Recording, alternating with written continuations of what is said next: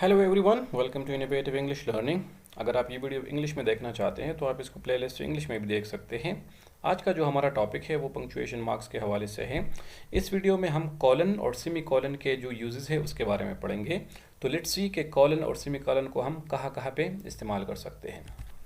अच्छा, colon, this is the symbol.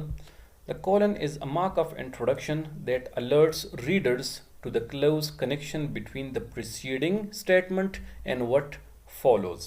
Remember, colon का जो बेसिक मकसद है वो ये है कि इससे रीडर अलर्ट हो जाते हैं कि जो उन्होंने पहले पढ़ लिया एक सेंटेंस में, उसके बाद जो चीज़ आने वाली है, जो एक्सप्लेनेशन आने वाली है, उसके बारे में वो अलर्ट हो जाते हैं। सो बेसिक मकसद कॉलन का ये है कि इट इंट्रोड्यूसेस न्यू इन्फॉर्मेशन, ये नए इन्फॉर्मेशन, एक्सप्लेनेशन वगैरह जो है वो इंट्रोड्यूस करता है। Now colons in sentence, a colon links independent clauses to words, phrases, clauses or lists that identify, rename, explain, emphasize, amplify or illustrate the sentence that precedes the colon.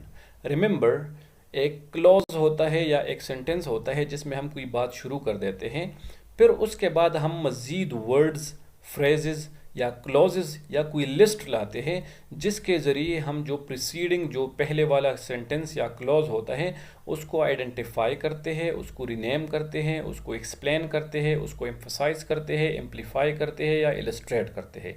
तो मतलब ये है कि कॉलन के बाद जो वर्ड्स या phrases या क्लॉजेस आते हैं उनका मकसद जो पहला वाला क्लॉज है उसको एक्सप्लेन करना होता है, उसके बारे में एम्फसिस देना होता है वगैरह। ठीक है, like two topics will be discussed. अभी ये एक क्लॉज है, two topics will be discussed, then colon. अभी कौन कौन से टॉपिक्स हैं? So tense and punctuation marks. ये फ्रेज जो है ये इसी पिछले वाले क्लॉज को एक्सप्लेन कर रहा है कि कौन कौन से टॉपिक्स जो है उसको हम डिस्कस करेंगे। So tense and punctuation marks. Only one thing will satisfy the boss, colon, our finished report. अभी ये क्लॉज आ गया, प्रीसीडिंग क्लॉज। इसके बाद हमें मज़ीद इंफॉर्मेशन की ज़रूरत है, एक्सप्लेनेशन की ज़रूरत है, तो हम क्या करते हैं? कॉलन लाते हैं और कॉलन के बाद एक फ्रेज आ गया, आवर फिनिश्ड रिपोर्ट, जो पिछले वाले क्लॉज को क्या कर रहा है? एक्सप्लेन कर रहा है। तो ये हमारे पास यहाँ पे कॉलन हम इस्तेमाल कर रहे हैं। A colon follows the salutation in business letters even when the salutation refers to a person by first name. Letter या एप्लीकेशन में हम बॉडी जो होती है उसकी, उससे पहले हम सॉल्यूटेशन या जिसको हम ग्रीटिंग्स कहते हैं वो इस्तेमाल करते हैं, जैसे dear sir, respected sir, honourable वगैरह, इस तरह के अल्फाज इस्तेमाल करते हैं। तो अमेरिकन इंग्लिश में सॉल्यूटेशन के बाद हम क्या करते हैं? हम कॉलन का इस्तेमाल करते हैं, जबकि ब्रिटिश इंग्लिश में हम कॉमा लगाते हैं। For example, dear professor Sajjad, so यहाँ पे कॉलन हमने यूज़ किया है, और डेयर जॉर्जिया, अगेन कॉलन। लेकिन ब्रिटिश इंग्लिश में इस कॉलन की जगह हम क्या करते हैं? कॉमा लगाते हैं। Colons separate numbers in time references and indicate numerical ratios. जब हम टाइम लगाते हैं नंबर्स में या रेशोज़ वगैरह लगाते हैं तो उनको सेपरेट करने के लिए भी हम कॉलन का इस्तेमाल करते हैं, जैसे कि 9:30, तो यहाँ पे हम कॉलन इस्तेमाल कर रहे हैं। अननेसेसरी कॉलन्स, बाज़ दफ़ा ऐसा होता है कि जहाँ पे कॉलन्स की ज़रूरत नहीं होती हम वहाँ पे कॉलन लगाते हैं। तो कुछ सिचुएशंस है जहाँ पे कॉलन को हमने नहीं इस्तेमाल करना। Do not place a colon between a verb and its objects. Verb के बाद अक्सर उसका एक ऑब्जेक्ट होता है या ऑब्जेक्ट्स होते हैं, तो हमने कभी भी वर्ब और उसके ऑब्जेक्ट के बीच में कॉलन नहीं यूज़ करना। Like the 3 major cities of Pakistan are Islamabad, Lahore and Karachi. So यहाँ पे जो कॉलन मैंने आर के बाद लगाया है ये गलत है, ठीक है, क्योंकि आर वर्ब है और इसके बाद इसके ऑब्जेक्ट्स आ रहे हैं, तो इन दोनों के बीच में कॉलन की ज़रूरत नहीं है। Like wise, do not use a colon between a preposition and its object. इसी तरह प्रेपोजिशन जब आता है तो उसके बाद भी प्रेपोजिशन का अपना एक ऑब्जेक्ट आता है, तो प्रेपोजिशन और इसके ऑब्जेक्ट के बीच में भी हमने कॉलन नहीं इस्तेमाल करना। Like I may be transferred to Islamabad, Karachi और Lahore. So again to preposition है, इसके बाद इस्लामाबाद, कराची और लाहौर ये इसके ऑब्जेक्ट्स हैं, तो इनके बीच में हमने कॉलन नहीं लगाना। Do not insert a colon after including such as और for example to introduce a simple list। जब हम ये अल्फाज लगाते हैं इंक्लूडिंग सच एज और फॉर एग्जाम्पल, तो इनके बाद कोई लिस्ट लाते हैं, अभी इन दोनों के बीच में अभी हमने कॉलन नहीं लगाना। जो लिस्ट हम लाते हैं और ये जो अल्फाज हैं इनके बीच में हमने कॉलन नहीं लगाना। For example, office computers should not be used for activities such as, तो यहाँ पे ये जो कॉलन लगा है personal email, web surfing, internet shopping and playing computer games, तो यहाँ पे ये कॉलन भी गलत है। नेक्स्ट हमारे पास क्या है, सेमीकोलन। द सेमीकोलन, ये सिंबल है इसके लिए, लिंक्स इंडिपेंडेंट क्लॉजेस और other sentence elements of equal weight and grammatical rank when they are not joined by a comma and a conjunction.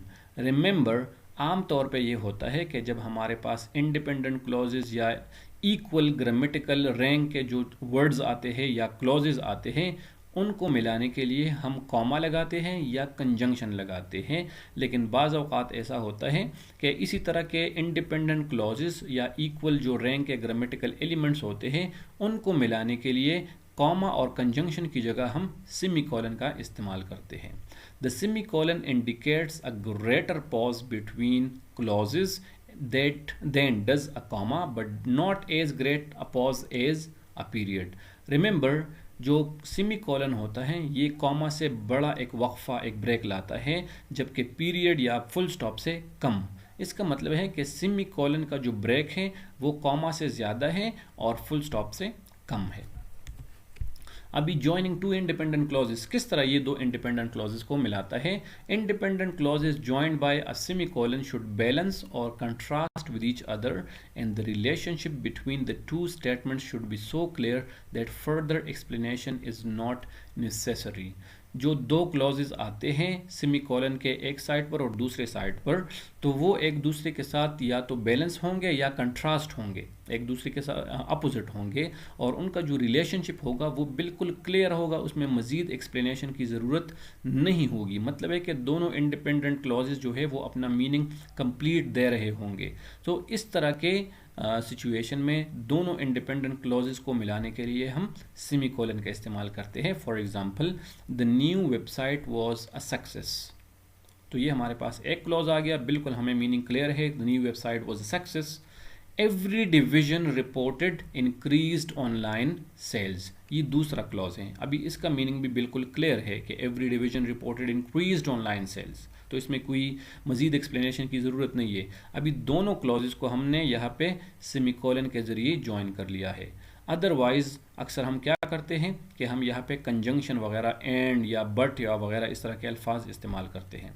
Note, do not use a semicolon between a dependent clause and it's main clause. लेकिन एक बात आपने याद रखनी है कि कभी भी डिपेंडेंट और इंडिपेंडेंट क्लॉजेस के बीच में हमने सेमीकोलन नहीं लगाना। अक्सर ऐसे होता है कम्प्लेक्स सेंटेंस में कि जब एक क्लॉज डिपेंडेंट हो और दूसरा क्लॉज इंडिपेंडेंट हो तो दोनों के बीच में हम कॉमा लगा सकते हैं लेकिन सेमीकोलन नहीं लगा सकते।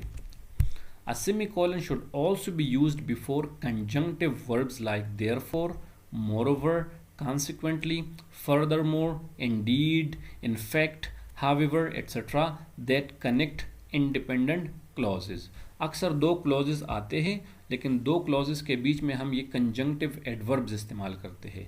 तो इन कंजंक्टिव एडवर्ब से पहले हम सेमीकोलन का इस्तेमाल करते हैं जब इसके एक साइड पर और दूसरे साइड पर क्या हो, इंडिपेंडेंट क्लॉजेस हों। For example, the test results are not complete, अभी ये एक क्लॉज हो गया। I can not make a recommendation, ये दूसरा क्लॉज है, और इन दोनों के बीच में देयरफॉर कंजंक्टिव एडवर्ब आया है। सो इससे पहले हमने सेमीकोलन का इस्तेमाल करना है। ठीक है, तो ये एक और यूज है सेमीकोलन का। अ सेमीकोलन में also be used if any items in a series contain commas. ये एक रेयर यूज़ है कि जब हमारे पास एक लिस्ट हो, एक सीरीज़ हो और उसमें कॉमास आए हों, ठीक है, तो हम उसमें भी सेमीकोलन का इस्तेमाल कर सकते हैं। For example, among those present were Joe Biden, comma, president of the United States, semicolon.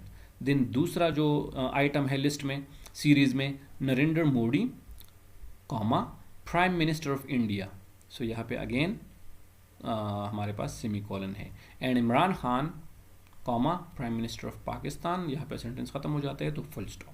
ठीक है, सो इस तरह के सिचुएशन में भी अगर इसमें ये इन्फॉर्मेशन ना हो, prime minister of India and president of United states, तो फिर इसमें हम कॉमास लगाते हैं, फिर सेमीकोलन की ज़रूरत नहीं होती। लाइक अगर इस तरह हम कहें कि अमंग दोस्त present were Joe Biden, Narendra Modi and Imran Khan, सो फिर सिर्फ कॉमास लगाते हैं, सेमीकोलन की ज़रूरत नहीं होती। फिर the semicolon always appears outside closing quotation marks. अगर कोटेशन मार्क्स हो और उसके बाद हमने सेमीकोलन लगाना है तो कोटेशन मार्क्स से बाहर हम इसको लगाते हैं, कोटेशन मार्क्स के अंदर नहीं लगाएंगे। The attorney said you must be accurate, यहाँ पे आप देख सकते हैं यू मस्ट बी एक्यूरेट, ये डायरेक्ट स्पीच है तो इसको हमने इन्वर्टेड कॉमास में पुट किया है और सेमीकोलन के को इससे बाहर लगाया है। Her client replied I will. Okay, तो यहाँ पे आप देख सकते हैं कि सेमीकोलन जो है वो कोटेशन मार्क्स से बाहर आ रहा है, कोटेशन मार्क्स के अंदर नहीं आ रहा। Thank you for watching innovative English learning. उम्मीद है आपने इस वीडियो से बहुत कुछ सीखा होगा कॉलन और सेमीकोलन के यूजेस के हवाले से। मज़ीद ऐसी मुफीद वीडियोस के लिए हमारे चैनल को सब्सक्राइब करें और इसको अपने दोस्तों के साथ शेयर करें। Thank you, take care of yourselves.